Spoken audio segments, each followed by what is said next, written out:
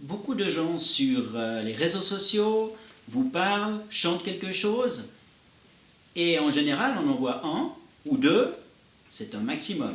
Nous, on est 6, mais on est une famille, et on ne peut pas être moins. Donc, on reste à 6. Alors, si vous voulez, nous vous proposons un petit moment de chant, parce que nous aussi, on veut louer, adorer, chanter pour notre Dieu.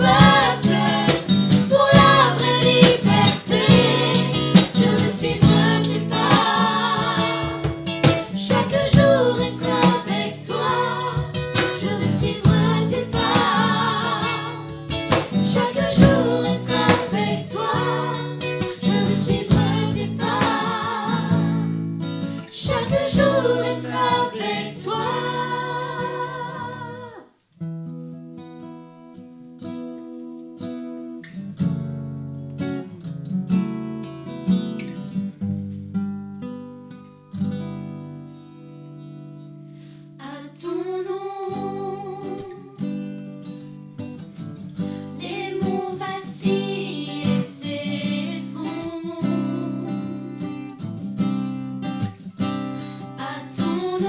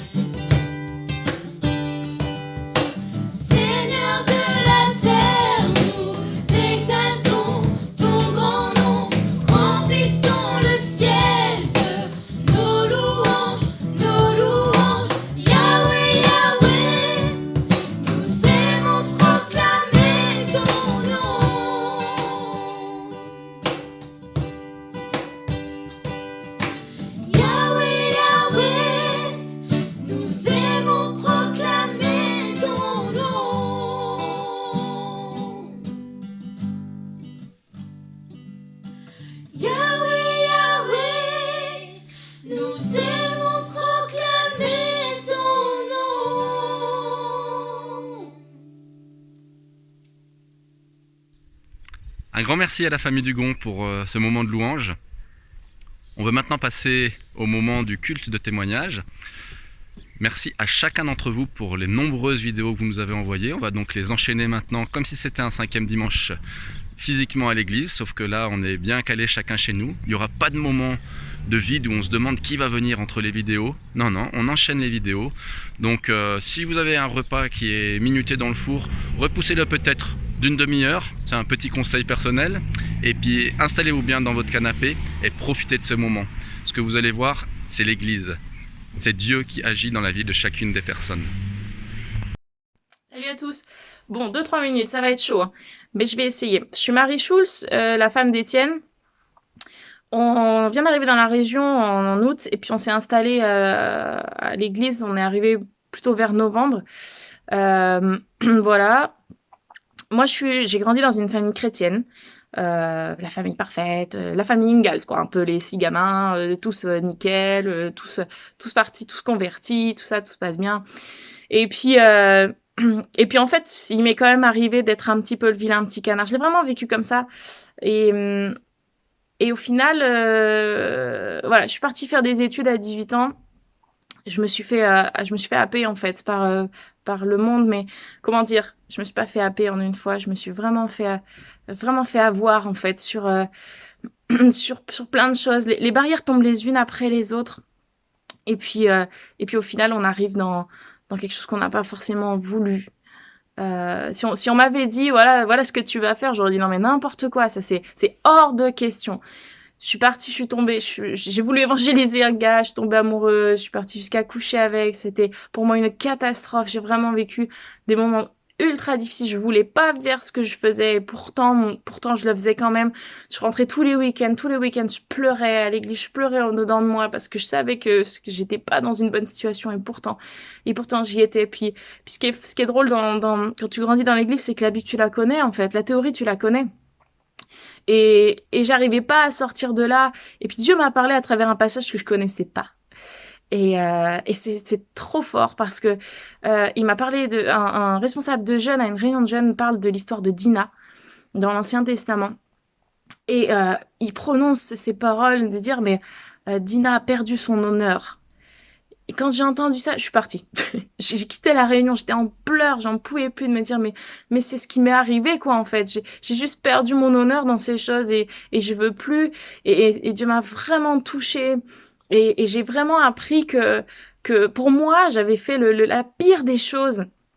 Parce que oui, je mettais tout mon honneur dans cette valeur chrétienne de dire oui, moi je coucherai pas avant le mariage. Et en fait, je me suis fait avoir au fur et à mesure. Le diable a pas tout fait d'un coup, hein. Il a pris au fur et à mesure les choses. Il a grappillé. Et en fait, Dieu m'a touchée. Dieu m'a appris une chose, c'est que il est grâce, il est amour, que le péché, c'est quoi que tu fasses, que tu mentes, que tu penses mal, que tu tues quelqu'un, que tu ailles à l'adultère, ça reste la même chose. La conséquence sera pas la même. Et la conséquence n'a pas été la même, c'est-à-dire que j'ai mis énormément de temps. Alors Dieu fait des miracles, hein, Dieu peut faire les choses comme ça. Et d'autres fois, les choses se font étape par étape. Et j'ai mis énormément de temps à reprendre confiance en moi, à me revaloriser en fait, à me dire que finalement, je pouvais quand même être quelqu'un de bien, quoi que j'avais pu faire. Ça pèse encore aujourd'hui sur certains points et Dieu travaille et je trouve ça juste extraordinaire je réalise vraiment que Dieu m'aime, quoi que j'ai pu faire et qui que je sois. Et il nous aime, quoi qu'on fasse et qui que nous soyons, son amour reste le même. Alors voilà, j'ai encore beaucoup de choses à dire, mais le temps va être passé. Je vous fais juste de gros bisous, vous nous manquez très fort.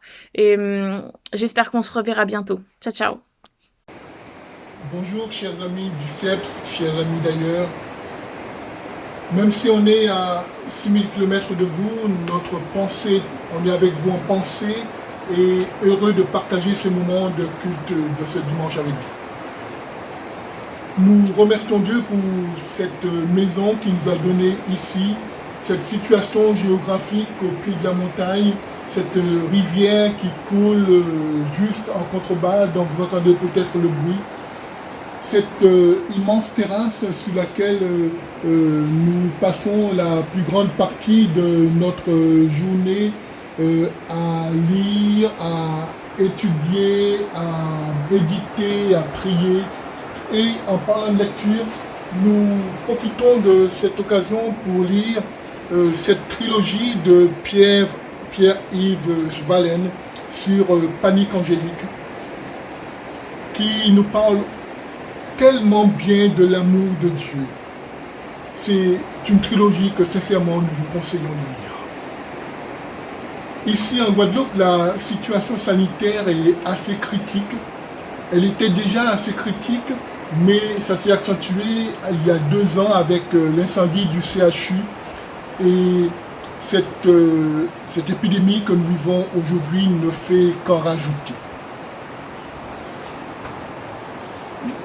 Nous apprécions vraiment cette possibilité que nous avons de vivre ce confinement dans une situation comme la nôtre, et nous nous rendons compte que malheureusement il y en a beaucoup qui sont confinés, nous pensons à eux, confinés entre 4 murs, qui n'ont pas cette vue magnifique que nous avons, qui ne peuvent pas jouir de tout ce que Dieu met à notre portée dans cette nature.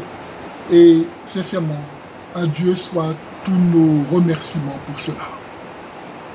Bonjour à tous, eh bien ça fait bizarre mais ça fait super plaisir de savoir qu'on va vous voir dimanche dans votre cadre et puis aujourd'hui on est dans le nôtre avec vous. Alors vraiment on n'a qu'un mot sur la bouche, c'est reconnaissance, c'est remerciement parce que comme Henri vous l'a dit, on est dans un cadre extraordinaire et on a la montagne d'un côté.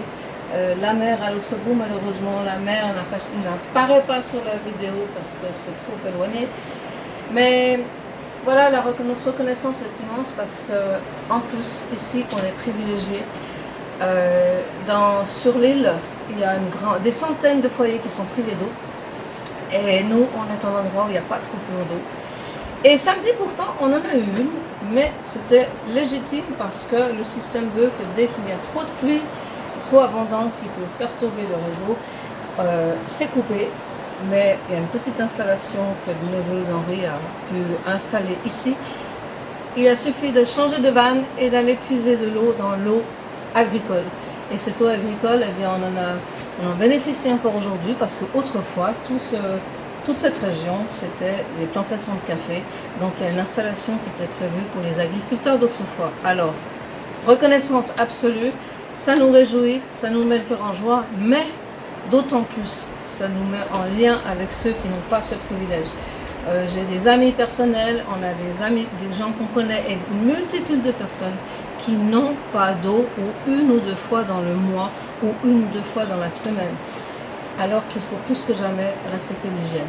S'il vous plaît, priez pour la Guadeloupe. Le système sanitaire hospitalier est complètement chamboulé, alors que le personnel soignant, les médecins sont tous des gens capables et qui travaillent avec tout leur cœur, avec des moyens qui sont exécrables. Comme pour beaucoup d'autres hôpitaux, je le sais, mais en Guadeloupe, il y a vraiment un sérieux problème. Alors, merci de penser à eux. Quand vous pensez à nous, vous nous voyez dans ce cas, pensez à tous ceux qui n'ont pas ce privilège. Et on vous aime tous, vous nous manquez, que ce soit à l'église du CEP ou vraiment, sincèrement, vous nous manquez depuis bien avant le cantonnement. Mais même mes soeurs, mes amis d'ici dans le pays, on peut plus voir. On a toujours cette merveilleuse connexion, que ce soit avec nos amis du Burkina, de toute la Suisse, de partout. Et moi, je bénis Dieu pour ces outils qu'il nous donne. Vraiment, bénissons-le de pouvoir utiliser ces moyens de connexion. Moi, je suis vraiment époustouflée de voir ce que Dieu est en train de faire sur la planète dans cette unité. Alors merci, merci, merci, je vous aime. Bonjour à tous, ça me fait trop plaisir de pouvoir vous partager un petit témoignage en ce dimanche spécial témoignage, un petit encouragement à vous laisser pour cette semaine qui arrive. C'était du coup avec Claudia, une amie que j'ai rencontrée il y a 2 ans à l'école et que depuis on est toujours resté en contact et puis même si on n'était pas dans la même classe, on se voyait tout le temps à l'école et puis c'était la fin des cours en janvier là récemment. Et puis mes copines, elles m'ont dit, allez viens Joy, on va fêter un peu la fin des cours et puis on va juste boire un petit coup quoi, dans un bar normal. Et il n'y avait pas Claudia. Et je me suis dit, bah ouais, je veux bien y aller, mais enfin voilà, moi je voulais un peu rentrer, mais je me suis dit, allez, ça peut être sympa d'y aller quand même. Et du coup, je me suis dit, bah attendez, est-ce que les filles, je peux demander à Claudia de venir parce que c'est sympa, elle serait dans notre groupe et tout. Et puis elles m'ont dit, mais oui, il n'y a pas de souci, on peut y aller, allez, on y va. Du coup, Claudia, elle était en train de rentrer chez elle presque, et puis je lui ai dit, mais attends, fais demi-tour, viens. Et du coup, elle fait demi-tour, et puis on arrive dans ce bar et on commence vraiment à discuter avec tout le monde et tout. Puis à un moment donné, il y a une discussion un peu plus isolée comme ça qui se crée avec Claudia et moi, juste nous deux. Et puis justement, c'était trop bien parce que j'ai pu commencer à lui parler de Dieu, parce qu'elle me posait des questions sur ma relation avec Dieu. Mais c'était vraiment incroyable parce qu'elle s'est intéressée, mais comme jamais, à la relation que j'avais avec Dieu. Elle voulait savoir qu'est-ce que je vivais à l'église, comment ça se passait et tout. Et puis bon, bah je lui ai répondu, vraiment je lui ai expliqué mais tout, je lui ai parlé de Jésus, je lui ai parlé de Dieu, du Saint-Esprit, j'ai vraiment pu tout lui expliquer. C'était super cool. Et puis après, ce qui s'est passé, c'est qu'on est rentrés les deux pour aller à la maison en tram, quoi. Et puis elle commence à me dire, mais comment je pourrais faire pour lire la Bible et tout. Puis du coup, j'étais là, mais waouh, c'est trop dingue. Et du coup, je lui ai montré l'application de la Bible et elle a commencé à lire Jean. Elle a terminé d'ailleurs de lire Jean. Et elle a commencé maintenant à lire des plans de lecture. Et puis elle est venue aussi une fois à l'église et elle est vraiment en recherche. Puis elle m'a dit, mais j'aimerais tellement avoir une foi aussi grande que toi et tout. Enfin, vraiment super encourageant, quoi. Et ce que j'ai oublié de vous dire, c'est que j'avais prié en fait il y a 3-4 jours de ce moment où on avait été boire un petit coup. J'avais prié juste avant et j'avais dit au Seigneur, mais envoie-moi, j'aimerais vraiment que tu puisses ouvrir les portes pour que je puisse donner mon témoignage à quelqu'un, mais je sais pas comment faire. Je me sentais vraiment faible et puis je me disais, moi je pourrais jamais aller parce que je connais pas tout non plus, enfin je pourrais jamais répondre aux questions qu'on me pose et tout. Bah si, le Seigneur du coup il m'a envoyé Claudia et je l'avais cité dans ma prière. J'avais dit, mais Seigneur, que ce soit nanan, Claudia, enfin vous voyez, j'avais dit vraiment des prénoms de copines et c'est tombé sur Claudia. Et du coup je lui ai expliqué cette petite anecdote et elle m'a dit, mais c'est dingue parce que t'es aussi la réponse à une de mes prières en quelque sorte, parce que moi aussi je cherchais quelqu'un sur qui m'appuyer pour savoir où est-ce que je devais rechercher de la spiritualité ou quoi. Puis ce que je trouve incroyable, c'est qu'elle aurait pu tomber sur n'importe qui d'autre, qui aurait pu lui parler de n'importe quelle autre spiritualité, et que ce soit tombé sur moi, je trouve ça tellement une grâce de la part du Seigneur, même que pour moi ou pour elle, je trouve que c'est trop bien. Et donc voilà, je voulais juste vous encourager à ça, vous dire que le Seigneur, quand on lui demande d'être des témoins, et il ouvre les cœurs, il ouvre les barrières, il ouvre tout. Et vraiment, je vous encourage à continuer de faire briller votre lumière, parce que rien que par notre façon d'être au quotidien, on impacte les gens. Et après, quand on commence à rentrer plus en matière par rapport au sujet partagé sur Dieu et tout, il y a des questions qui se posent et il y a des changements de cœur. Donc je vous encourage vraiment à continuer à être des témoins, et je vous souhaite un excellent dimanche. Je vous fais des gros bisous et je me réjouis de vous voir. À bientôt. Bonjour à tous, ça me fait très plaisir de vous parler aujourd'hui. Je voulais juste vous encourager avec un petit événement qui m'est arrivé il n'y a pas si longtemps que ça, très récemment en fait. C'est dans la continuité de ce que Pasteur Phil nous a apporté la semaine dernière, donc je me suis dit que c'était l'occasion ou jamais. À la fac, si on veut, on a des cours facultatifs de sport.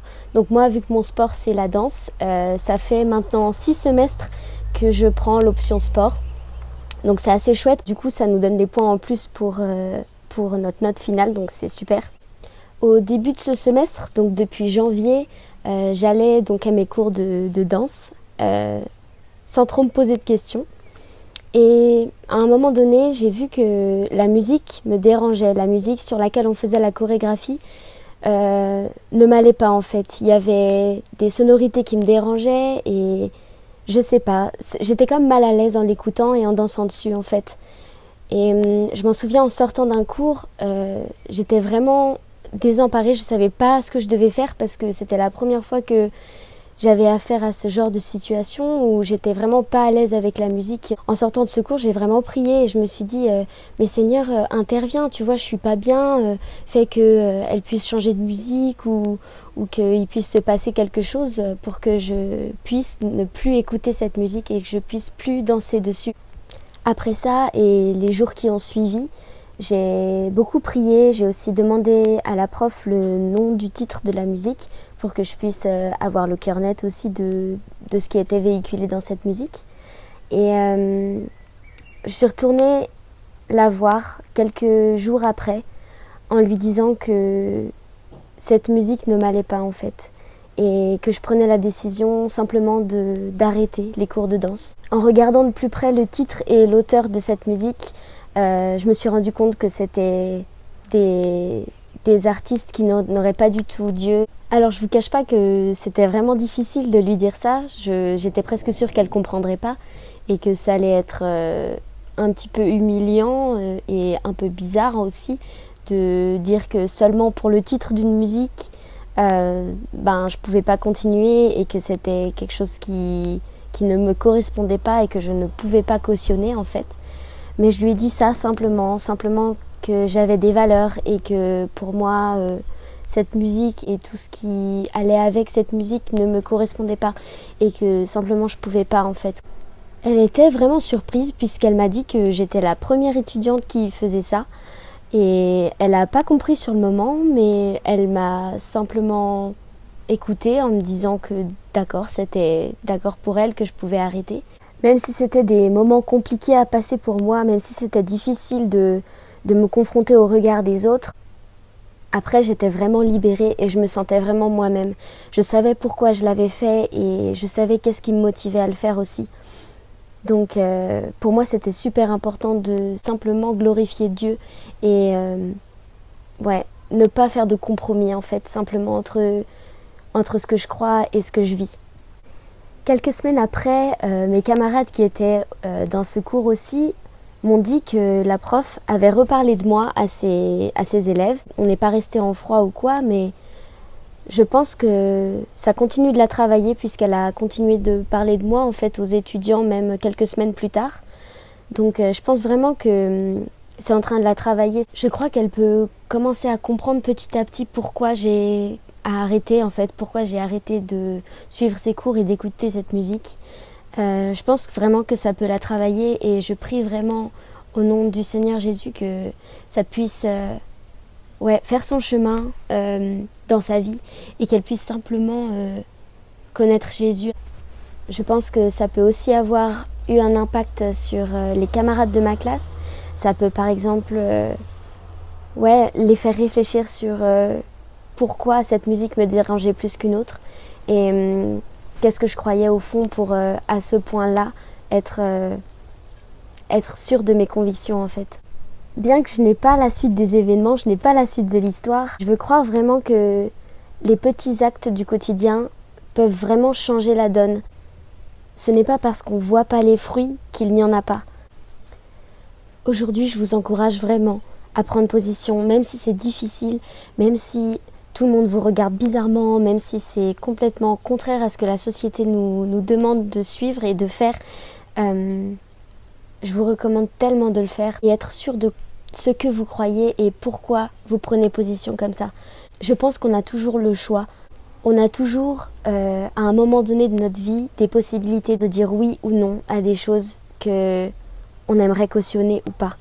Et je vous encourage vraiment, quand vous en aurez l'occasion, à prendre position pour Dieu, en fait, pour ce que vous croyez, pour Jésus. Et pour moi, c'est tellement important dans le monde dans lequel nous vivons de pouvoir être simplement des gens qui croyons vraiment fort ce que nous vivons. On peut comme ça avoir un peu plus de crédibilité lorsqu'on leur parle de l'évangile aussi. Et moi, je pense que ce genre de situation peut vraiment changer le cours d'une vie en fait. Soyez bénis et j'espère à très vite. Bonjour à tous, ici c'est Diane de Genève. Je suis en relation régulièrement avec la famille de Philippe. Et j'ai vraiment voulu sauter sur cette occasion de témoignage parce que personnellement pour moi c'est des choses qui sont très importantes pour ma foi, pour grandir, et c'est quelque chose qui me manque considérablement depuis plusieurs années suite à différentes difficultés. Et en ce début de semaine, j'ai repris mes pinceaux, comme si je reprenais les pinceaux de ma vie, le cours de ma vie avec le Seigneur. Et j'ai fait cette petite peinture tout simplement en écoutant un message et en me laissant conduire. Et j'avais pas réalisé que quand on le met dans ce sens-là, eh bien ça peut représenter effectivement un utérus avec un ventre en gestation. Et c'est des amis qui m'ont fait remarquer ça et j'ai trouvé que c'était vraiment très parlant et une réponse pour moi à vraiment persévérer et à comprendre que Dieu m'avait jamais abandonné et qu'il voulait vraiment m'enfanter tout à nouveau. J'avais vraiment envie de vous partager ça parce que pour moi c'est le début de nouvelles aventures avec le Seigneur après vraiment de grands déserts. Et à côté, j'ai fait lors d'une autre écoute cette petite aquarelle simplement pour, voilà, des fois les choses sont sombres, mais voilà, Dieu il vient dans notre nuit, il vient dans nos ténèbres et il nous amène à aller à sa source. Et un petit encouragement, car je pense qu'il est vraiment de mise dans tout ce que nous vivons. Et pour moi, c'est vraiment quelque chose de très fort, de considérer ce passage comme vraiment aussi voilà, un encouragement à retrouver Dieu dans notre intimité, à le retrouver dans nos questions et à l'inviter en toutes choses. Voilà, soyez bénis. Bye. Bonjour les amis de Prepsaint, on est de tout cœur avec vous depuis Lyon où on va bien déjà tous les deux et puis notre équipe va bien aussi. On continue nos activités avec les étudiants et bon, bien sûr on a dû s'adapter, on ne peut plus, on reste tous cloisonnés chez nous, mais grâce aux moyens modernes, on continue, les petits groupes continuent, le suivi des étudiants, le suivi de mes collègues. Voilà, on essaie de s'encourager au mieux pour progresser dans notre foi, pour ne pas se décourager et aussi pour témoigner. Ce matin, j'étais en ligne avec une de mes collègues qui était toute contente de me raconter comment se passait son groupe découverte de la Bible avec 3 étudiantes qui continuent de participer via Internet à ces rencontres pour découvrir le message de l'Évangile. Et elle s'émerveillait parce que donc là, elles sont à la 8e rencontre sur 12 que compte l'étude.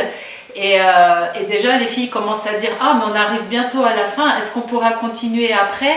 Et voilà, elles creusent le texte, elles se répondent les unes aux autres, elles apprennent à découvrir la parole de Dieu et elles ont envie de plus. Et ma collègue était vraiment très très encouragée par ça. Donc vous pouvez prier pour Mélina, Claire et Colline qui, malgré le confinement, cherchent le Seigneur. Bonjour, et moi j'aimerais aujourd'hui vous partager 3 choses qui me stimulent et j'espère que ça vous encouragera aussi. Première chose, c'est un livre de méditation et avec Nola, chaque matin maintenant, on prend un temps pour lire ces courtes méditations et passer un temps dans la prière. Un temps pour la prière même plus important que d'habitude et c'est encourageant. Une autre chose aussi qui m'encourage vraiment, c'est notre temps de culte personnel où là on peut prendre plus de temps avec Dieu et plus être à son écoute au travers de sa parole. Ça c'est vraiment chouette. Et une troisième chose qui m'encourage, c'est un projet qu'on a mené il y a 15 jours qu'on appelle Bouge ton campus à côté de Lyon. Une ville qui s'appelle Écully. On a rencontré 300 étudiants. Sur les 300 étudiants, 27 ont été intéressés pour qu'on les revoie de nouveau, qu'on continue à discuter avec eux. Et ça, c'est énorme pour nous. Et sur ces 27, on est en train de les recontacter. Il y en a qui n'ont pas encore répondu, il y en a certains qui ont répondu. Et là, plusieurs ont répondu et on devrait commencer, et même on va commencer, un groupe de découverte de la Bible avec 2 voire 3 étudiants. Donc ça c'est super réjouissant de voir que dans ce contexte de la France, il y a des jeunes qui sont prêts à aller plus loin et qui posent des questions sur Dieu. Voilà, donc priez pour ce nouveau groupe de découverte afin que ça puisse se mettre vraiment en place et que Dieu puisse toucher leur cœur. Merci de votre écoute et on vous dit bon courage et à restez bientôt. chez vous. Bonjour tout le monde, alors moi c'est Patricia, donc je suis de la Guadeloupe et ça fait longtemps déjà que j'expérimente la bonté de Dieu et récemment je l'ai expérimenté, c'était merveilleux.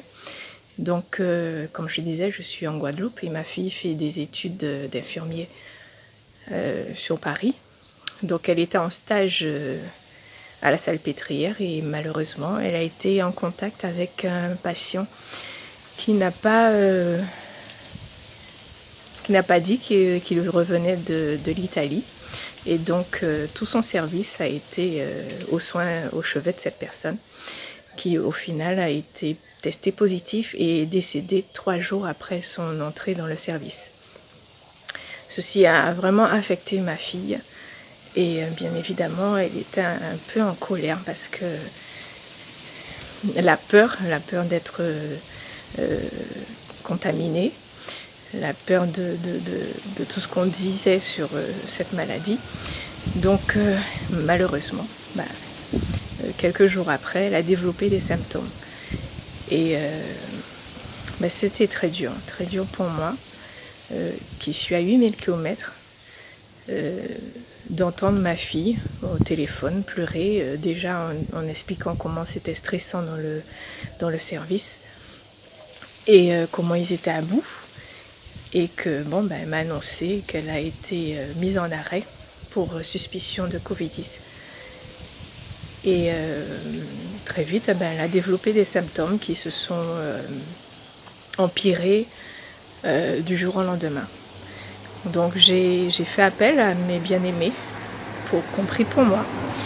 Et en même temps, elle avait la pression de la part du Crous de sa résidence pour qu'elle puisse rentrer chez elle parce qu'en fait, tous les étudiants étaient encouragés à rentrer chez eux. Et malheureusement, nous on a 8000 km, ce qui était impossible. Donc je voudrais remercier Dieu parce qu'il a entendu mon cœur de maman. J'étais arrivée à ne même plus pouvoir dire un mot à Dieu dans mes prières, à plus savoir quoi demander. Je n'avais pas d'inquiétude, ce que je ressentais en fait, c'était la douleur de ne pas être près de mon enfant, de la savoir seule. Mais j'ai toujours cru que Dieu ferait ce qui est juste. Et j'ai prié, je sais que j'ai passé la nuit, j'ai pas pu dormir correctement, je sais que mon esprit était en communion avec Dieu et qu'il priait. Et donc, quelques jours après, j'ai eu la joie de l'avoir au téléphone et d'entendre que sa voix était joyeuse, qu'il y avait une clarté, il y avait vraiment quelque chose de merveilleux dans sa voix. Et elle m'a dit, maman, je vais vraiment bien. Donc, passer d'un état où elle était, où elle avait une grosse fatigue, des nausées, des raideurs, de la toux, une grosse toux, difficulté respiratoire, à rien du tout. Je veux que glorifier Dieu pour ce qu'il fait. Et il y a aussi beaucoup d'autres choses qu'il a fait pour moi et qu'il fait chaque jour. Mais il a consolé mon cœur de maman. Donc ceux qui sont parents comprendront combien c'est difficile d'être loin de ses enfants et de les savoir en souffrance et de faire confiance à Dieu. Il agit. Donc je remercie Dieu. Je veux vous encourager tous à rester attachés à lui et à garder la foi parce qu'il a tout sous son contrôle. Soyez tous bénis. Bonjour à tous, alors pour ceux qui ne me connaissent pas, je m'appelle Elia et aujourd'hui je voulais vous parler d'un sujet dont on ne parle pas beaucoup et qui est à mon sens super important. Donc c'est la mémorisation de la parole de Dieu, de la Bible, et je voulais vous parler un petit peu de mon expérience par rapport à ça. Donc depuis que je suis petite, mes grands-parents ont toujours eu à cœur d'apprendre des versets de la Bible avec nous. Et donc régulièrement quand on se voyait, on en apprenait, on en révisait. Et c'était toujours des bons moments. Et puis avec le temps, en grandissant, au bout d'un moment, j'en avais un peu marre. c'est pas que j'en avais marre, mais j'avais pas trop envie de le faire, un peu la flemme, et puis je voyais plus trop l'intérêt en fait. Et c'est à peu près il y a 4 mois que j'ai eu une prise de conscience où je me suis rendu compte que... Enfin, je me suis rendu compte de l'importance et de la richesse que c'était. Et donc c'est à partir de ce moment-là où j'ai vraiment commencé à le faire encore plus sérieusement, quoi, et à me discipliner à apprendre des versets de la Bible. Et ça m'a tellement apporté le fait dans des situations quelles qu'elles soient, de recevoir des versets, enfin d'avoir des versets en tête qui sont adaptés à la situation et qui m'aident et qui m'encouragent. Et ça m'a tellement apporté dans ma vie et dans ma foi que, enfin, je me dis en fait, le fait de... Déjà, on entend souvent parler, enfin, dans la Bible, on voit souvent « je médite ta parole »,« j'énumère tes prescriptions ». Par exemple, psaume 119, verset 11, « je serre ta parole dans mon cœur afin de ne pas pécher contre toi ». Et puis, je me dis, le fait de se nourrir de la parole de Dieu, enfin, de paroles vraies et si puissantes, en fait, on peut rien faire de mieux pour notre être. Et du coup, voilà.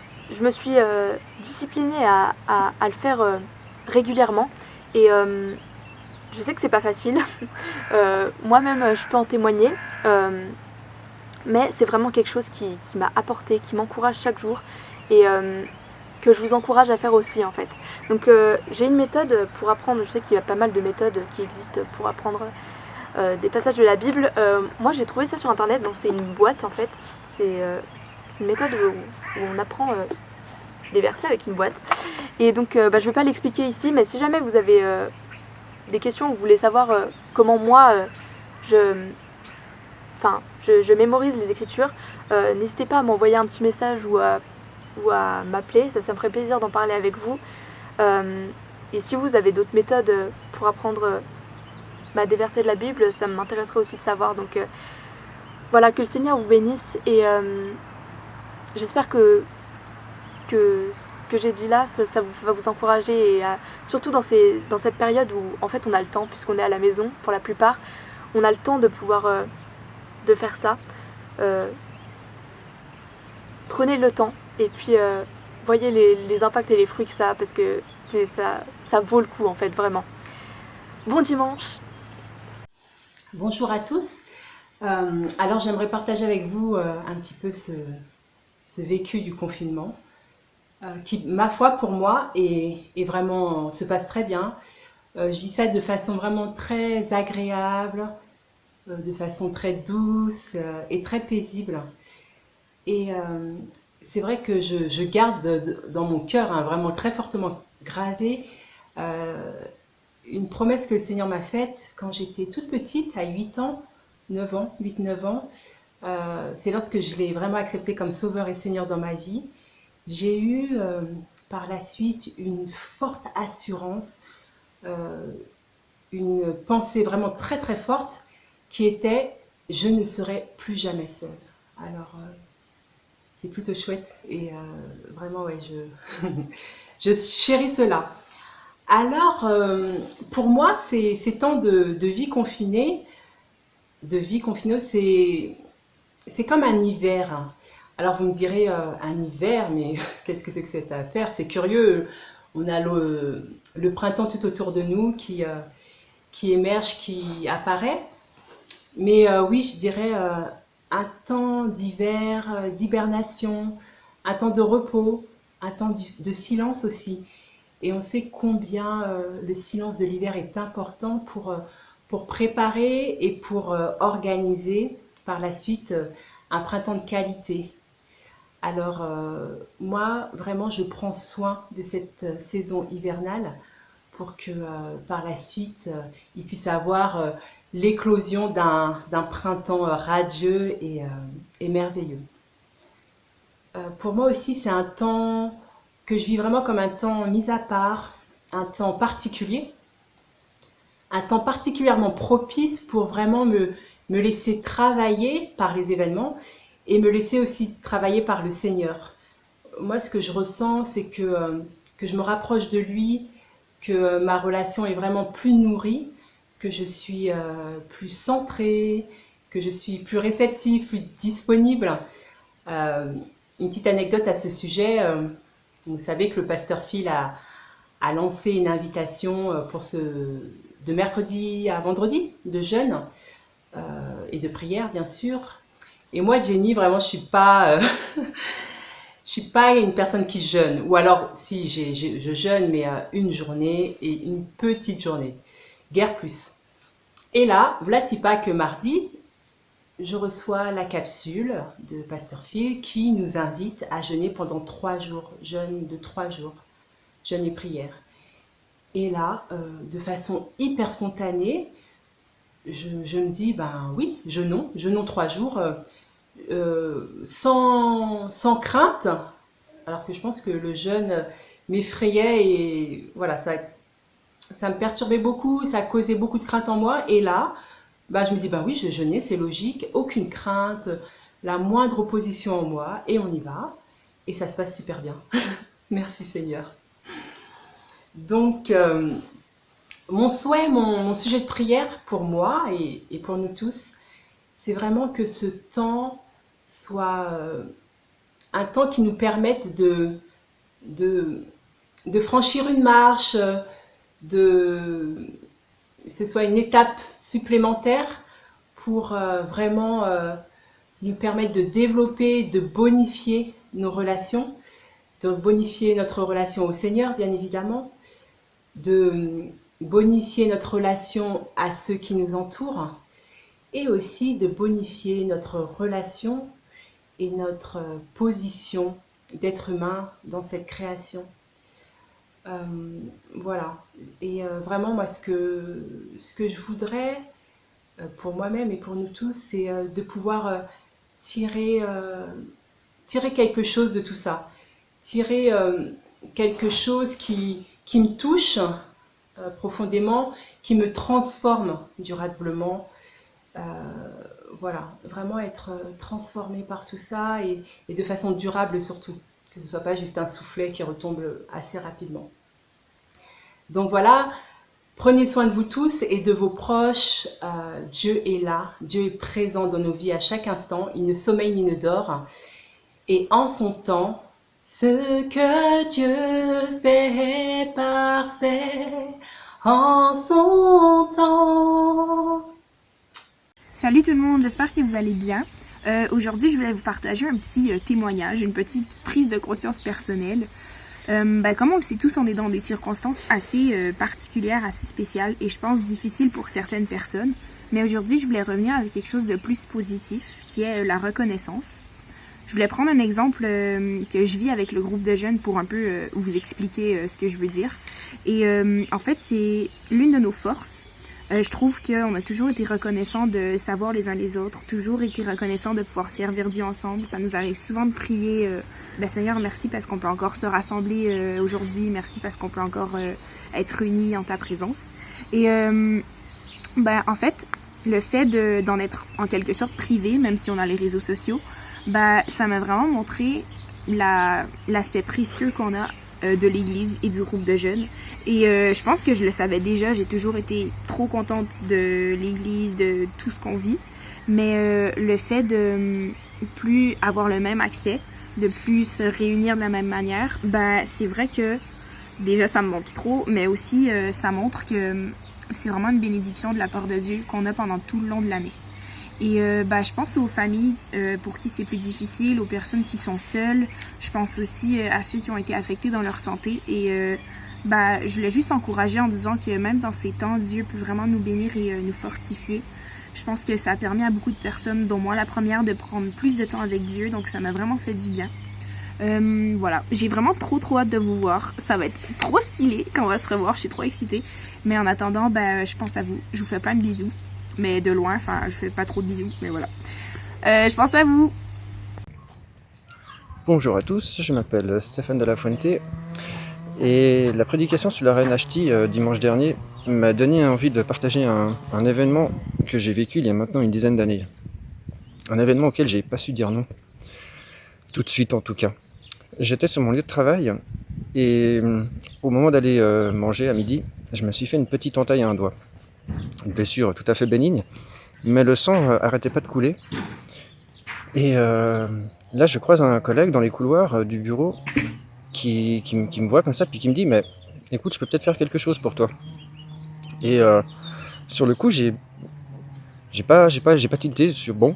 Je le suis dans les toilettes.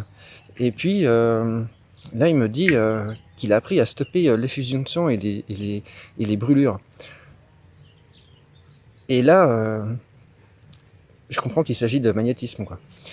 Et je me suis toujours tenu très éloigné de tout ce qui est magie blanche et toutes ces choses-là, ou pire encore. Et en étant tellement conscient de ce qu'il y a derrière, j'ai pas eu la présence de dire non tout de suite, même à ce moment-là, en fait. Et avant que je comprenne vraiment ce qui m'arrivait, je me retrouve avec sa main, lui, il entoure mon doigt avec sa main sans la toucher, et puis il commence à faire son histoire, quoi. Et à ce moment-là, dans ma tête, c'est comme s'il y avait une grosse alarme rouge qui résonne, quoi. Et une terrible envie de prendre mes jambes à mon cou, en réalité. Et puis, comme la chose était lancée, alors je sais pas si c'est la gêne ou quoi, mais je reste sur place comme ça. Et puis je me dis, mais qu'est-ce qui m'a pris de partir dans ce délire, quoi. Et d'autant que vraiment dans mon cœur et dans mes pensées, j'ai jamais eu de fascination pour ces choses-là. Bien au contraire, moi depuis l'enfance, l'adolescence, j'ai toujours pris très au sérieux les exhortations à ne pas consulter les voyants, se faire tirer des cartes et toutes ces choses-là. Et là, à ce moment-là, j'ai été saisi de crainte. Mais pas tellement par le procédé, mais la crainte de Dieu pour être en train de faire quelque chose de très grave en fait, parce que ça relève de l'occultisme, malgré tout. Alors coincé dans cette situation peu commune, je me suis mis à prier dans ma tête, pendant qu'il agissait, mon collègue donc. Et j'ai demandé d'abord pardon à Jésus-Christ de m'être laissé embarquer là-dedans, et puis je lui ai demandé vraiment de me couvrir de son sang, de rendre totalement inefficace le procédé de mon collègue, préférant de loin même laisser le sang couler, et avec la ferme conviction que la puissance de Christ est infiniment supérieure à cette manipulation. Comme dit le verset, celui qui est en moi est plus grand que celui qui est dans le monde. Et au bout d'une minute, mon collègue me dit « Écoute, je comprends pas, ça veut pas s'arrêter. » Alors je lui réponds « C'est pas bien grave. » Il assiste encore un petit moment et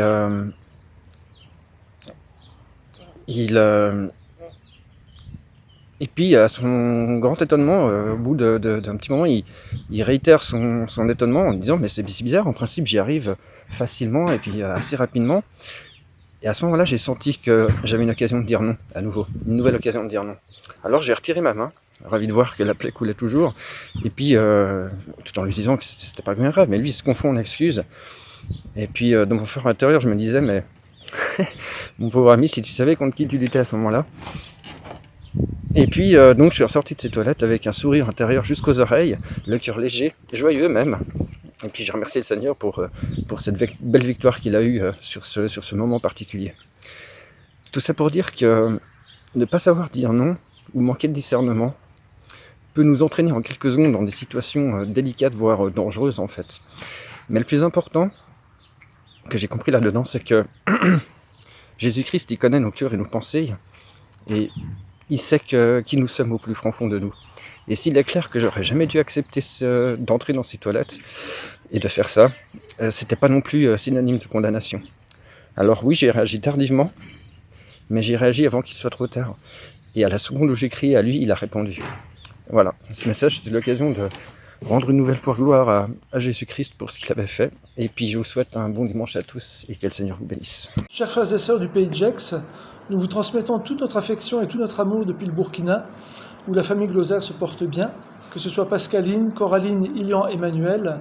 Nous sommes tous vraiment en bonne santé par la grâce de Dieu et confinés chez nous, comme vous certainement, suite à la fermeture non seulement de tous les établissements scolaires, mais également à la mise en quarantaine de notre capitale Ouagadougou ainsi que de 8 grandes villes burkinabées, et également le couvre-feu qui chez nous donc, s'étend de 19h à 5h le matin. Alors c'est quelque chose qui est peut-être pas facile à vivre pour certains d'entre vous, mais nous rendons grâce au Seigneur et nous voulons voir le positif dans cette période de crise, et c'est un moyen privilégié pour permettre aux chrétiens de prendre du temps avec le Seigneur et de retrouver une communion avec le Seigneur. On profite de ces temps pour pouvoir s'enraciner dans la parole, ensemble, en famille, et chacun de son côté, et également partager des temps de prière et d'intercession. C'est également un temps privilégié pour passer du temps avec les enfants et nous retrouver en famille. Donc moi je voudrais vous dire de ne pas rester concentré sur toute la psychose et les mauvaises nouvelles que nous entendons dès que nous ouvrons la radio ou la télévision, mais de se concentrer sur notre roc, notre rocher, notre forteresse qui est Christ Jésus. Lorsque les fondements seront ébranlés, que fera le juste ? Le juste regardera vers l'Éternel, d'où lui viendra le secours. Et j'aimerais juste vous partager une petite pensée et un petit témoignage avec le livre d'Exode, donc Exode 17, donc là où Josué est en train de combattre Amalek dans la vallée, pendant que Moïse, lui, est en train d'intercéder sur la montagne avec ses 2 bras levés, tenus d'un côté par Hur et de l'autre par Aaron. Et qu'est-ce qui se passe ? Tant que les bras de Moïse sont levés, dans la vallée, Josué remporte la victoire. Il remporte le dessus sur les Amalécites. Mais à l'inverse, à chaque fois que les bras donc tombent, cette fois-ci, c'est Amalek qui prend le dessus sur le peuple d'Israël. Qu'est-ce que ça veut nous dire pour nous en tant que chrétiens ? C'est nous rappeler que nous devons nous tenir sur la montagne. Pas être dans la vallée avec tous ces combats humains qui sont là et qui sont importants, hein. Le combat de nos soignants, le combat de nos pompiers, de nos policiers, de tous ceux qui font tourner la machine et nos infrastructures en période de crise, que ce soit les commerçants, les pompistes, les éboueurs, enfin vous les connaissez mieux que moi. Mais c'est nous, en tant que chrétiens, nous tenir sur la montagne et c'est là que nous devons intercéder et prendre autorité et position contre le coronavirus et tous les plans donc sataniques qui sont derrière le coronavirus. Et nous devons nous tenir dans la prière, dans la présence de Dieu et nous porter les uns les autres dans la prière. C'est pourquoi je vous ai envoyé quelques petites vidéos de ce matin où nous sommes en combat depuis 3 jours dans tout le monde francophone contre le coronavirus, mais également pour confesser nos péchés à Jésus et revenir à lui de tout notre cœur. Et c'est ce que nous invitons à faire dans ces temps d'épreuve, et de ne pas oublier que oui, il y a un combat physique qui se mène dans la vallée, avec les gens de ce monde, mais nous, en tant que chrétiens, nous devons porter nos nations, porter le peuple de Dieu, porter nos malades, porter nos autorités, porter tous ceux qui souffrent devant le trône de la grâce, en nous appuyant et en proclamant des versets bibliques, afin de pouvoir tenir ferme devant le monde satanique et le monde spirituel occulte, qui est déjà vaincu dans le nom précieux et puissant de Jésus.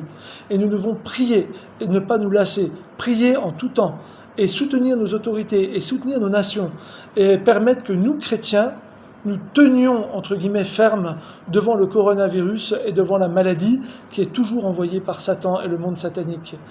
Et nous croyons que s'il y a la volonté permissive de Dieu pour permettre à cette maladie de se répandre à la surface de la terre, c'est que de quelque chose qui paraît tellement négatif aujourd'hui, Dieu veut sortir quelque chose de positif. Dieu veut parler à ce peuple. Dieu veut parler au monde, à ce monde athée, à ce monde qui est enraciné dans la religion et dans les faux dieux, pour leur dire, en ces temps d'épreuve, revenez à moi de tout votre cœur. Et nous sommes convaincus que ces temps seront un temps d'évangélisation massive au cours desquels ceux qui souffrent vont revenir au pied de la croix, se convertir et rentrer dans la grande famille du Seigneur. Voilà, c'est sur ces messages d'encouragement que nous voulons vous laisser depuis le Burkina Faso et vous dire que nous vous aimons de l'amour de Christ et que nous prions pour vous pour que le Seigneur soutienne votre foi en ces temps d'épreuve dans le nom merveilleux et puissant de Jésus. Soyez bénis et on vous embrasse tous fort.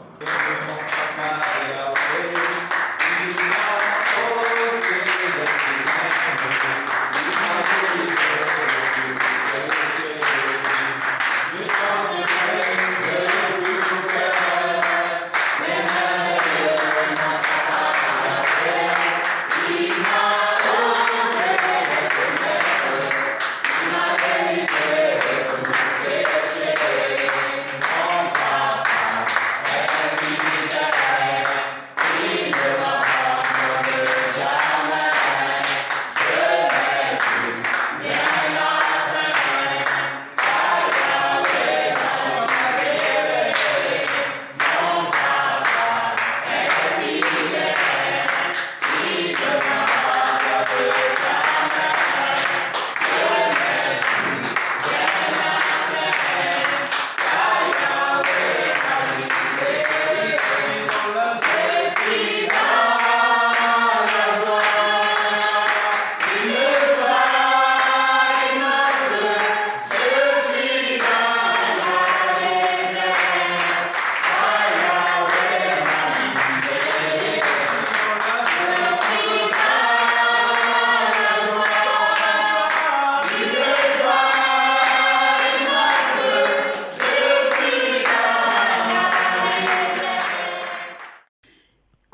chers frères et sœurs.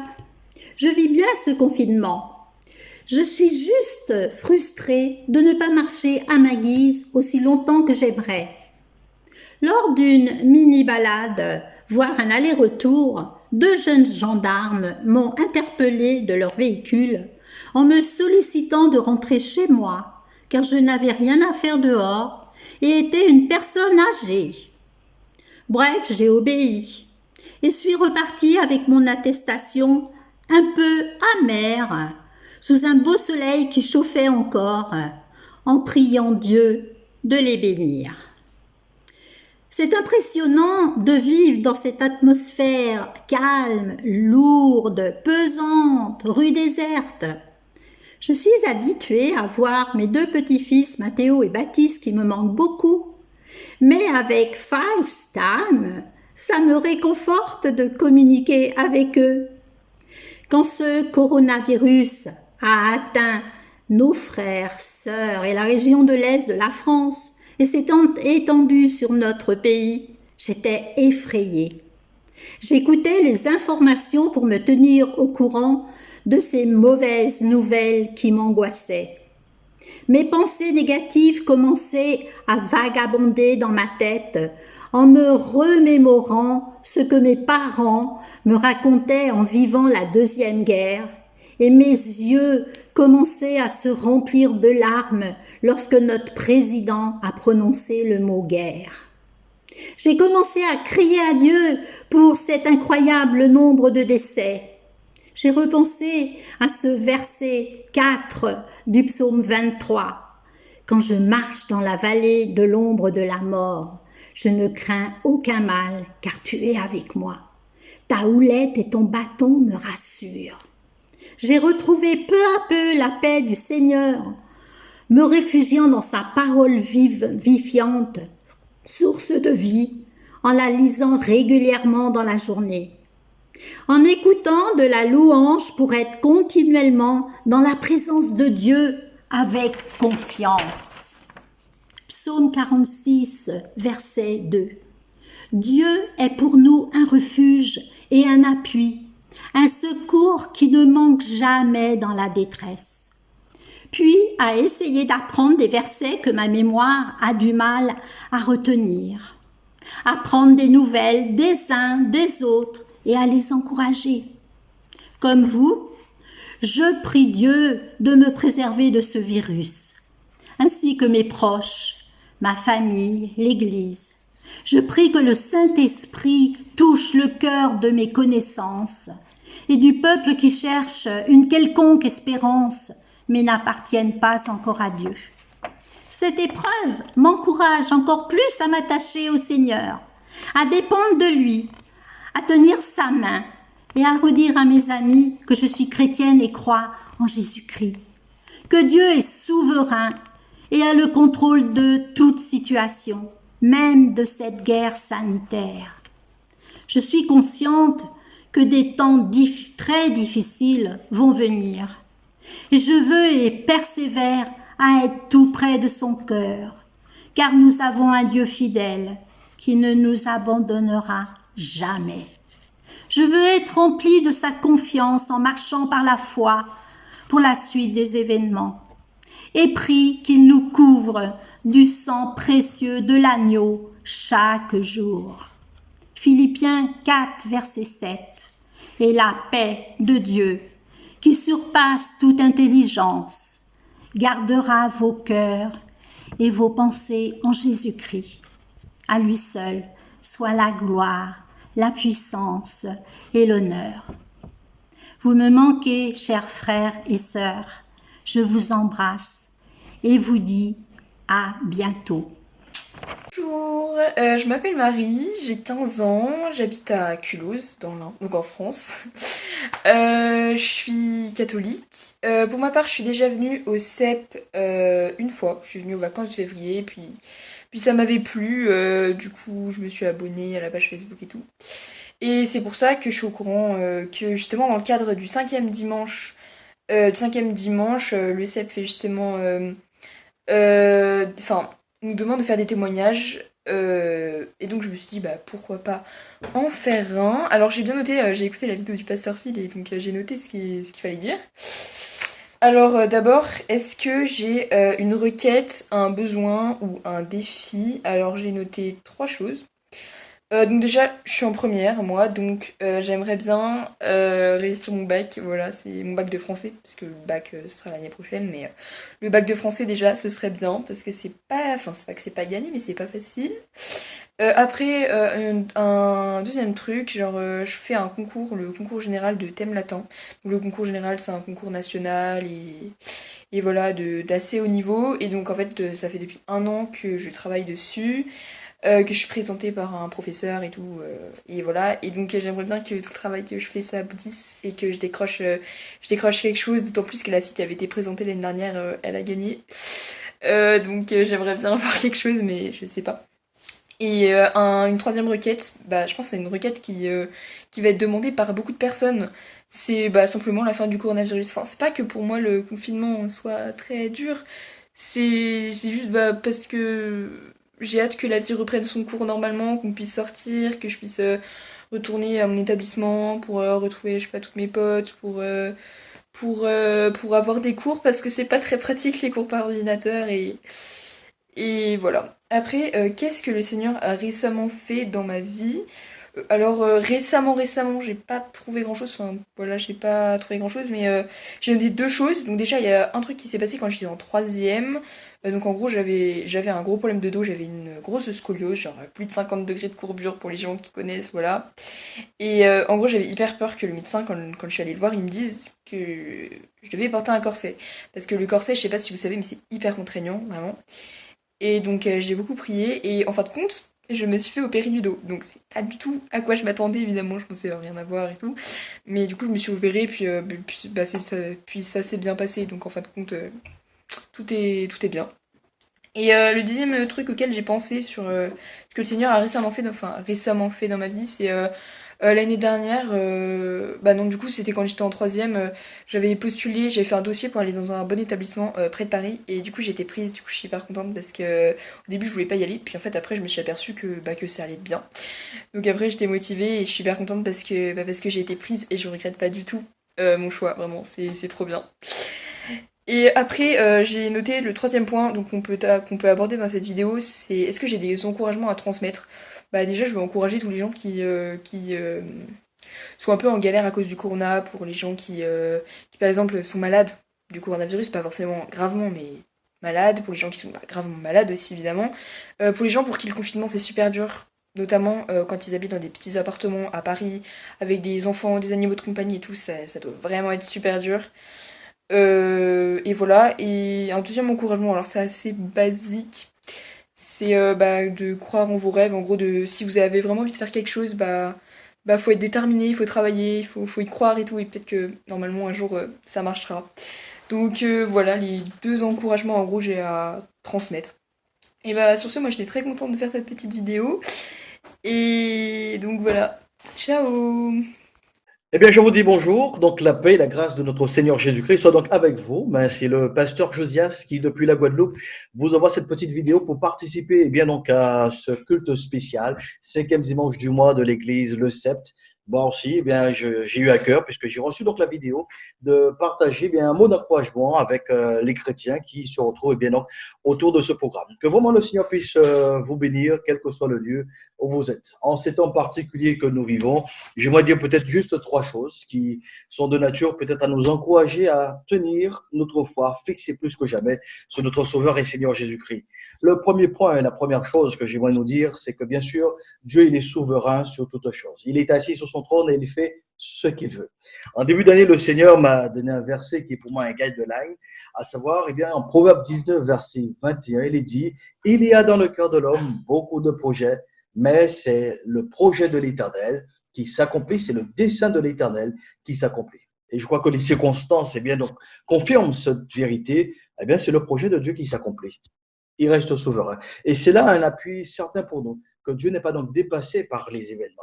Le deuxième point d'encouragement, c'est nous inviter à relever donc le défi de ne pas regarder la situation actuelle de confinement comme étant un problème, mais comme étant une opportunité, voire des opportunités. posons-nous la question, qu'est-ce que le Seigneur me permet de relever comme défi au travers donc de ce confinement? Sur le plan personnel, au niveau de ma vie de couple, ma vie de famille, par rapport à mon activité professionnelle, dans mon engagement d'église? Non. Avec le Seigneur, il n'y a pas donc des difficultés. Bien au contraire, il y a des chantiers qui sont ouverts, il y a des défis à relever, il y a des transformations qui doivent donc s'opérer. Je prie qu'à l'issue de ce confinement, que vous et moi, que nous puissions grandir donc dans notre relation avec le Seigneur, que nous puissions grandir en maturité, en sagesse, et que nous soyons encore plus près de lui et plus près aussi pour son retour. Mes chers bien-aimés dans le Seigneur, j'aimerais en troisième lieu donc nous encourager à ce que nous puissions plus que jamais nous accrocher à ces vérités, que l'Église, ce n'est pas le bâtiment, mais l'Église, c'est cette fraternité, c'est ce corps qui est uni. Et nous faisons l'expérience d'avoir un corps uni au-delà de nos frontières, au-delà de nos murs, au-delà de notre relationnel. Je prie qu'au travers de ce culte que nous partageons en commun, que nous soyons donc édifiés, encouragés, boostés, pour que plus que jamais, que nous soyons prêts pour la gloire de notre Seigneur. À tous, et bien donc une bonne journée et la paix de Dieu soit avec vous. Bonjour à tous. Situation curieuse qu'aucun d'entre nous n'a encore vécue. Indescriptible pour moi. Le plus gros changement, c'est de ne pas aller à l'église ce dimanche et les autres dimanches, de se lever, de dire c'est un jour où on ne va pas à l'église. C'est ce qui me fait le plus bizarre, tellement c'est ancré dans ma vie, dans mes habitudes. Et oui, ça fait tout drôle. Alors à l'avance, ça me fait plaisir qu'on puisse se voir ensemble, de vous voir ce dimanche par vidéo. Je crois que c'est la chose qui me manque le plus. Votre présence à tous, la joie des partages, la joie de se retrouver, la joie d'être à l'église ensemble et de se voir, déjà de se voir simplement, de se parler, de vivre cet amour. Je veux vous dire à chacun donc que je vous aime très très fort et que vous me manquez terriblement. Je voudrais remercier notre pasteur et l'équipe de tous ceux qui œuvrent pour que nous soyons jour après jour spirituellement nourris.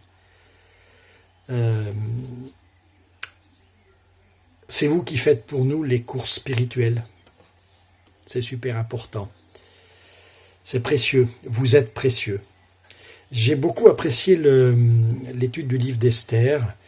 Et ça m'a beaucoup apporté, un livre tellement actuel, tellement profond.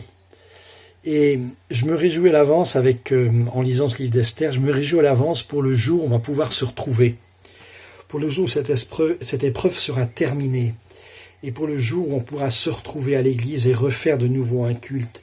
Et je crois que ce culte, ça sera, comme on le trouve dans le chapitre 8 du livre d'Esther, un grand moment de fête, un grand moment d'action de grâce, un grand moment de reconnaissance, un grand moment de partage, et puis un super méga repas canadien tous ensemble. Alors qu'on puisse garder l'espoir, comme l'a gardé le peuple juif, qu'on puisse garder la paix de Dieu les uns les autres, malgré des difficultés, et qu'on puisse finalement garder ce verset qu'on trouve dans le chapitre 8 du livre d'Esther, et je vous le lis, verset 16, « Pour les Juifs, ce jour donc de fête, ce fut un jour lumineux, un jour de bonheur, un jour de joie et un jour de gloire. Je me réjouis pour ce jour à la gloire de Dieu. Que Dieu vous bénisse les uns les autres et qu'on puisse partager ce moment de joie. Que Dieu vous garde, soit avec chacun de vous. Merci. À bientôt. Salut à tous. J'avais pas prévu de faire de témoignage comme on dit souvent pour le 5e dimanche et en descendant ce matin au boulot, j'ai vu quelque chose où je me suis dit je suis obligé de m'arrêter et de me filmer et de dire un petit mot. Cette chose que j'ai vue, c'est celle-ci. Un panneau. Plus rien ne sera jamais comme avant. Ça a évoqué tout de suite en moi deux choses. Deux paroles qui sont dans la Bible et que je voulais vous donner ce matin pour vous encourager. La première de cette parole, elle est dans Matthieu 9, 8 ou 9. Le ciel et la terre passeront, mais mes paroles ne passeront pas. La Bible contient beaucoup de promesses qu'on doit saisir. Beaucoup de vérités, de certitudes. Dieu nous aime, c'en est une. Dieu est fidèle, c'en est une autre. Réfléchissez à d'autres promesses que vous pouvez vous approprier. Et dans ces temps d'incertitude, on se dit que même nous chrétiens, l'ennemi peut venir nous voler des choses, nous voler des promesses que Dieu nous a faites, nous voler des vérités qui sont dans nos vies. Et se dire peut-être, venir mettre dans notre tête que plus rien ne sera jamais comme avant. C'est pas vrai. Peut-être que plus rien ne sera jamais comme avant sur cette terre après l'épidémie, mais il y a des vérités et des certitudes qui dépassent largement notre petite vie, nos petites vies, aussi difficiles que soient les circonstances qui nous entourent, et je ne veux pas les nier, mais n'oublions pas ça, les paroles de Dieu ne passeront pas. Alors je vous invite à vous en nourrir, peut-être plus qu'avant, peut-être ça peut être une forme de réveil aussi, ce problème de coronavirus. Et actuellement, on arrive facilement à se nourrir de beaucoup d'incertitudes, à se nourrir de beaucoup de... Je souris parce qu'il y a les policiers qui sont passés, qui m'ont regardé comme un extraterrestre.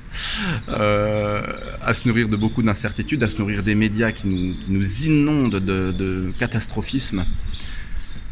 Moi j'essaye, j'arrive pas encore totalement, mais au lieu de me nourrir de ces médias, à des moments me dire je décroche le média et maintenant je me nourris de certitude de Dieu. Pour faire vite, la deuxième chose que ça a évoqué est dans Romains 9. Romains 9, verset 35, dit « Rien ne nous séparera jamais de l'amour de Dieu. » Plus rien ne sera jamais comme avant. Deuxième mensonge, c'est pas vrai. Peut-être que beaucoup de choses ne seront pas comme avant, mais aussi pire ces choses soient-elles, la maladie, même la mort sur cette terre, rien ne nous séparera de l'amour de Dieu. Donc, plus rien ne sera jamais comme avant, pas tout à fait vrai. Donc, quand vous êtes en inquiétude, quand vous êtes dans le doute, dans ces périodes où on tremble, souvenez-vous, Matthieu 8, les paroles de Dieu ne passeront pas, Romains 9, rien ne nous séparera de l'amour de Dieu. Voilà, je vous embrasse.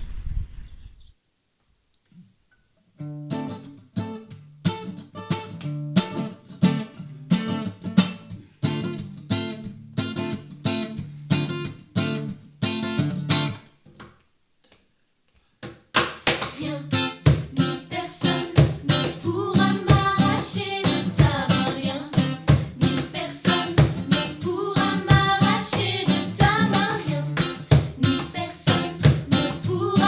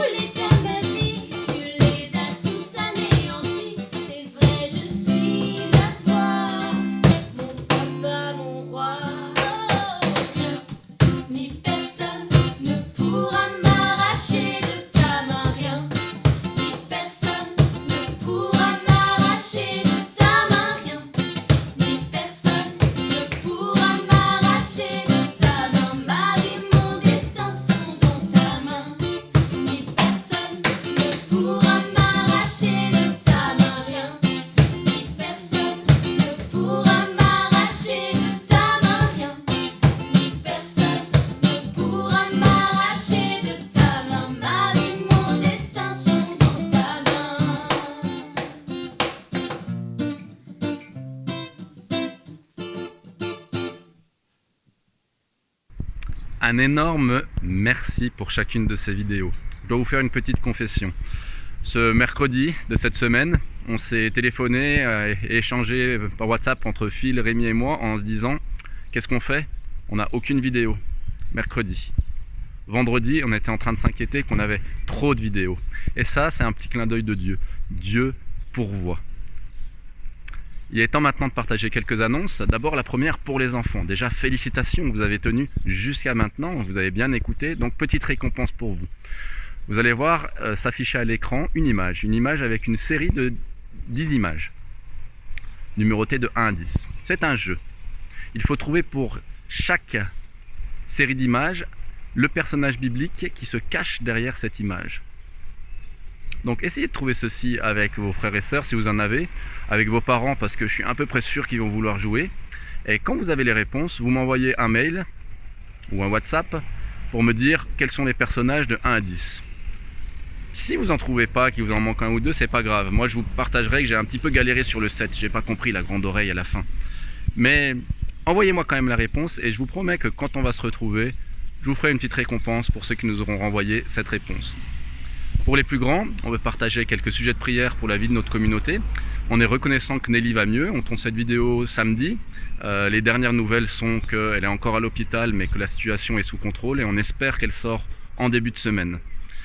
On veut aussi remettre dans vos prières l'état de santé de quelques personnes de l'église. On n'a pas communiqué dessus encore parce que c'est pas évident dans cette époque de savoir réellement les évolutions qu'il va y avoir, mais sachez que plusieurs personnes dans l'église ont des symptômes grippaux, donc qui avec les temps qui courent sont un peu inquiétants, mais qui pour l'instant sont des symptômes qui sont sous contrôle. C'est pas forcément des personnes qui ont été testées positives, parce que les tests ne sont pas faits systématiquement, mais c'est pas une raison pour ne pas les remettre dans la prière. Donc les personnes qui sont concernées sont Isabelle Winston, sont Elodie Baran et sont Aurélie Binden. Donc vous êtes confinés chez vous, on vous souhaite bon courage, on vous fait plein de bisous, beaucoup d'amour qu'on vous envoie, et sachez qu'on prie pour vous régulièrement. Ceux qui étaient déjà au courant que la santé n'était pas une grande forme maintenant, et maintenant on est encore plus à prier pour vous, maintenant qu'on a partagé ce sujet avec l'Assemblée. Voilà, il me reste à vous souhaiter un bon dimanche à chacun et profitez bien de vos familles, facile à dire, profitez bien de ce temps aussi pour aller à la rencontre de Dieu. Je crois qu'on a plus le temps dans ces moments-là parce que les choses de la vie qui sont plus futiles, forcément, ne sont plus là. Donc prenez soin de vous, à dimanche prochain.